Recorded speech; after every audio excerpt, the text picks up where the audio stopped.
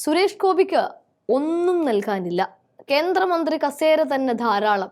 അവിടെ ഇരിക്കണം മിസ്റ്റർ എന്ന ഭാവത്തിലാണ് ഇന്ന് നിർമ്മല സീതാരാമനെ കണ്ടത്.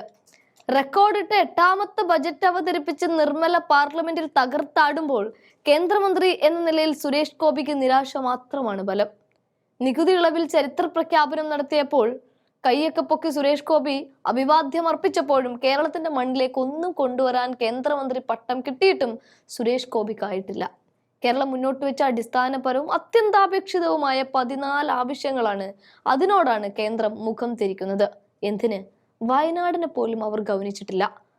മണ്ണും മനുഷ്യനായും എല്ലാം ഒരുപോലെ നഷ്ടപ്പെട്ട നിരാലംബരായ മനുഷ്യരോട് കേന്ദ്രത്തിന് എങ്ങനെ മുഖം തിരിക്കാൻ തോന്നി എന്ന അടിസ്ഥാനപരമായ ചോദ്യമാണിപ്പോൾ ഇന്നാട്ടിലെ ജനങ്ങൾ സുരേഷ് ഗോപി എന്ന കേന്ദ്രമന്ത്രിയോട് ചോദിക്കാൻ പോകുന്നത്. മോദി എന്ന പ്രധാനമന്ത്രി വയനാടിനെയും അവിടുത്തെ നിസ്സഹായരായ മനുഷ്യരെയും കണ്ടതാണല്ലോ. ആ സമയത്ത് ഈ കേന്ദ്രമന്ത്രി സുരേഷ് ഗോപിയും കൂടെ ഉണ്ടായിരുന്നു.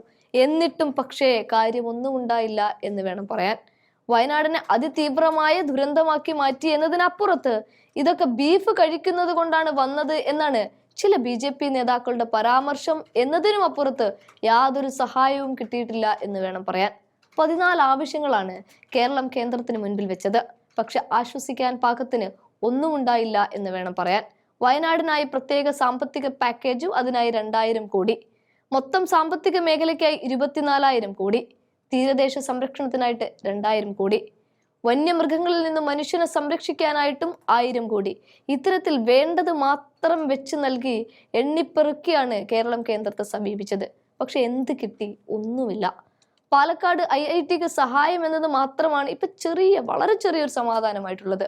അതേസമയം സുരേഷ് ഗോപി BJPക്കായി താമര വിരിയിച്ച കോട്ടയായ തൃശ്ശൂരിനും ഒന്നുമേ കാണാനില്ല, അവഗണന മാത്രം. എന്നാൽ മുന്നിൽ തെരഞ്ഞെടുപ്പ് വന്നു നിൽക്കുന്ന ബീഹാറിന് വാരിക്കോരി കൊടുക്കുന്ന കാഴ്ചയും ഇന്ന് പാർലമെന്റ് കണ്ടു.